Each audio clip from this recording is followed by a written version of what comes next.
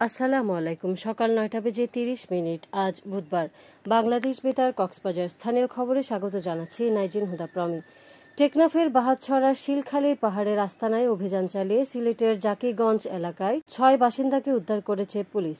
মঙ্গলবার রাতে অপহৃত ব্যক্তিদের উদ্ধারের কথা জানিয়ে পুলিশ জানায়, মানব পাচারকারীরা তাদের বিদেশে পাচারের উদ্দেশ্যে অপহরণ করে গোপন আস্তানায় আটকে রেখেছিল বলে প্রাথমিকভাবে ধারণা করা হচ্ছে। টেকনাফ মডেল থানার ভারপ্রাপ্ত কর্মকর্তা ওসি মোহাম্মদ গিয়াসউদ্দিন জানান, অপহরণকারী দলের সদস্যদের গ্রেফতারে পুলিশ অভিযান চালাচ্ছে। কক্সবাজারে দরিদ্র, অসুস্থ ব্যক্তি, মেধাবী শিক্ষার্থী ও প্রাকৃতিক দুর্যোগে ক্ষতিগ্রস্তদের মাঝে আর্থিক সহায়তার চেক বিতরণ করা হয়েছে। গতকাল অরুণোদয় স্কুল প্রাঙ্গণে 2023-24 ও 24-25 অর্থ বছরে প্রাপ্ত জেলা সমাজ কল্যাণ কমিটির অনুকূলে 174 জন ব্যক্তির মাঝে যৌথভাবে 7 লাখ টাকার অনুদানের চেক বিতরণের আয়োজন করে জেলা প্রশাসন ও জেলা সমাজসেবা কার্যালয়। চেক বিতরণ অনুষ্ঠানে প্রধান অতিথি ছিলেন অতিরিক্ত জেলা প্রশাসক নিজামুদ্দিন আহমেদ। জেলা সমাজসেবা কার্যালয়ের উপপরিচালক হাসান মাসুদের সভাপতিত্বে অনুষ্ঠানে যুব উন্নয়ন অধিদপ্তরের উপপরিচালক মোয়াজ্জেম হোসেন সহ সংশ্লিষ্টরা বক্তব্য রাখেন। সামুদ্রিক মাছ সংরক্ষণে চলছে 58 দিনের নিষেধাজ্ঞা। এবার ভারতীয় জেলেদের সঙ্গে সমন্বয়ে এই নিষেধাজ্ঞা জারি করায় খুশি এখানকার জেলেরা। এদিকে জেলেদের খাদ্য সহায়তা প্রদানের পাশাপাশি সরকারি এই নিষেধাজ্ঞা সফল করতে তৎপর রয়েছে জেলা মৎস্য অধিদপ্তর। বিস্তারিত শুনুন প্রতিবেদনে। সামুদ্রিক মাছ সংরক্ষণ ও ইলিশের উৎপাদন বাড়াতে বঙ্গোপসাগরে মাছ ধরায় 58 দিনের নিষেধাজ্ঞা শুরু হয়েছে 15 এপ্রিল মধ্যরাতে। বাংলাদেশে যা আগে ছিল 20 মে থেকে 23 জুলাই আর ভারতে ছিল 15 এপ্রিল থেকে 13 জুন পর্যন্ত। এবার ভারতের সঙ্গে সমন্বয় করে মাছ শিকারের এই নিষেধাজ্ঞা দেয়ায় খুশি এখানকার জেলেরা। এছাড়া খাদ্য সহায়তার পাশাপাশি আর্থিক সহায়তা সহ সমুদ্রের জলদস্যুতা রোধে প্রয়োজনীয় ব্যবস্থা নেওয়ার দাবি জানান তারা। আমরা খুব খুশি, ইন্ডিয়ার আর যেন না আসে এখানে, এই জন্য আমরা খুব খুশি। ইন্ডিয়ার মধ্যে প্রত্যেক বছর বন্ধুর মধ্যে মাছ মারিয়ে নিয়ে যেত। এখন সরকার ভারত, মায়ানমার, বাংলাদেশ অবরোধ একসাথে দেওয়া নেই, আমরা জেলেরা খুশি।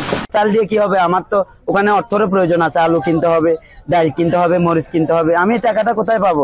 এই জলদস্যু যারা আছে তাদের যে কোনো প্রকারে সাগর থেকে উচ্ছেদ করতে হবে। এদিকে মাছ ধরা বন্ধের 58 দিনে কর্মহীন উপকূলীয় জেলেদের 2 বারে দেয়া হবে 86 কেজি করে চাল জানিয়ে জেলা মৎস্য কর্মকর্তা মোহাম্মদ বদরুজ্জামান বলেন, এই বন্ধের ফলে সমুদ্রে মাছ যেমন বৃদ্ধি পাবে তেমনি সুফল পাবে জেলেরা। মৎস্য অধিদপ্তর সহ বিভিন্ন আইন শৃঙ্খলা রক্ষাকারী বাহিনী এই 58 দিন অভিযান এবং মোবাইল কোর্ট পরিচালনা করবে এবং পরিচালিত আইনে কেউ যদি এই নিষেধ অমান্য করে সমুদ্রে মাছ আহরণ করতে যায় তাহলে পরিচালিত আইন এবং বিধি অনুযায়ী তাদের বিরুদ্ধে ব্যবস্থা নেওয়া হবে। অপরদিকে 11 জুন পর্যন্ত সরকারি এই নিষেধাজ্ঞা সফল বাস্তবায়নে অভিযান অব্যাহত রাখার কথা জানিয়েছেন জেলা মৎস্য কর্মকর্তা। 58 দিন এই ব্যান পিরিয়ডটা থাকলে সমুদ্রে যে সকল প্রজাতির মাছ তারা নির্বিঘ্নে ডিম ছাড়তে পারবে, যাতে করে ভবিষ্যতে মাছের পরিমাণ আরও সমুদ্রে বৃদ্ধি পাবে।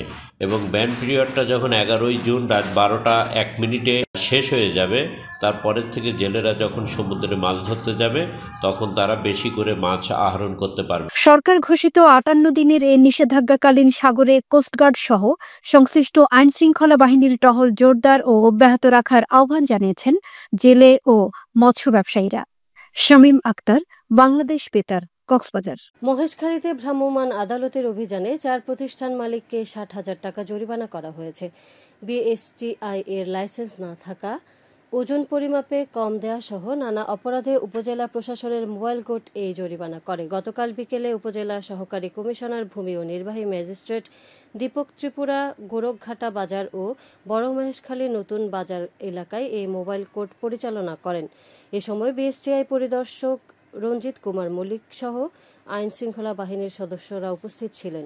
এখন জানিয়ে দিচ্ছি বাকখালী নদীর মোহনা সংলগ্ন এলাকার সামুদ্রিক জোয়ার ভাটার সময়সূচি। আজ ভাটা শুরু হয়েছে সকাল 7:08 চলবে দুপুর 1:06 পর্যন্ত। জোয়ার শুরু হবে দুপুর 1:06 চলবে সন্ধ্যা 7:13 পর্যন্ত। খবর শেষ হলো। আমাদের পরবর্তী খবর প্রচারিত হবে আজ দুপুর 2:30